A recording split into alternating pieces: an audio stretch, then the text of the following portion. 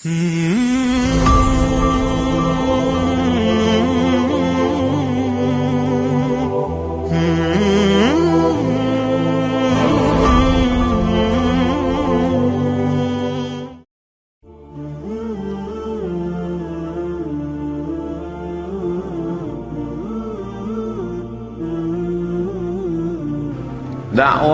tanggung jawab umat.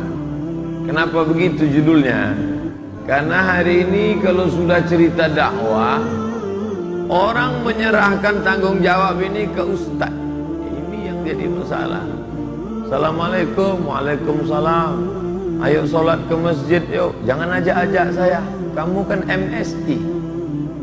Kamu kan bukan ustaz. Ini tanggung jawab ustaz ngajak sholat ini. Kalau ngajak nonton bareng boleh.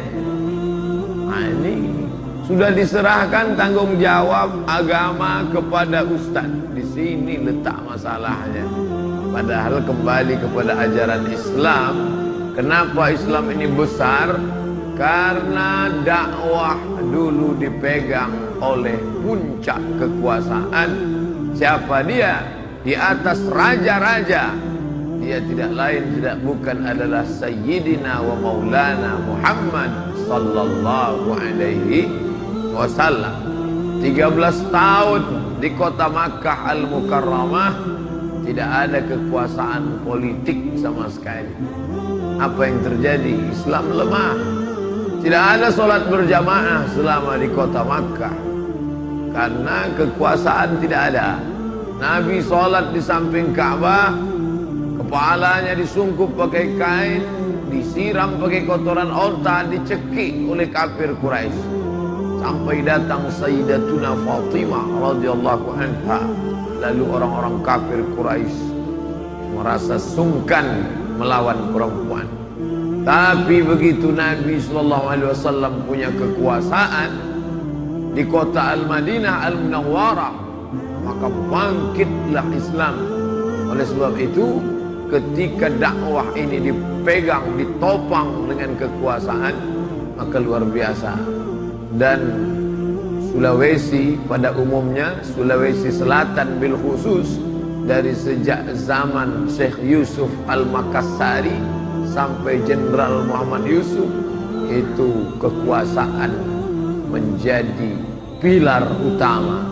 Sampai ketika Wakil Presiden mengeluarkan statement bagaimana tentang hidup bersama di negeri ini. Kenapa pendirian rumah ibadah, masalah masjid, masalah gereja, statement itu menjadi viral. Kenapa? Karena diucapkan oleh orang yang punya kekuasaan. Jadi kalau dulu ada orang mengatakan apa itu kekuasaan? Politik haram, politikus, tikus, politik jahat. Akhirnya banyak anak umat Islam meninggalkan politik. Ketika orang lain mengambil politik, baru kita pusing 7 keliling. Oleh sebab itu ada ungkapan, kalau umat Islam tidak peduli pada politik, maka Islam akan dipimpin oleh politikus yang tidak peduli pada Islam.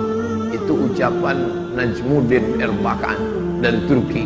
Oleh sebab itu dalam Islam diajarkan sab'atun yuzilluhumullah, ada 7 yang dapat naungan nanti. Alhamdulillah subuh ini kita dinaungi oleh kubah masjid yang megah dan besar. Tapi nanti sampai masanya tidak ada lagi tempat naungan. Dan di antara yang mendapatkan naungan itu yang pertama, Nabi tidak menyebut al-alimul kabir, ulama besar, bukan. Nabi tak ada menyebut az-za'im, tak ada. Tapi Nabi menyebut al-imamul adil, pemimpin yang adil, orang yang punya kekuasaan politik. Oleh sebab itu ceramah penting, khutbah rukun solat Jumat. Tapi ceramah tidak menyelesaikan masalah. Betapa banyak malah ceramah menimbulkan masalah. Sebelum Ustaz Abdul Somad itu ceramah tak ada masalah. Sesudah dia ceramah inilah muncul masalah. Ketika Ustaz ceramah berapi-api di atas mimbar, Allahu Akbar, mari kita tegakkan.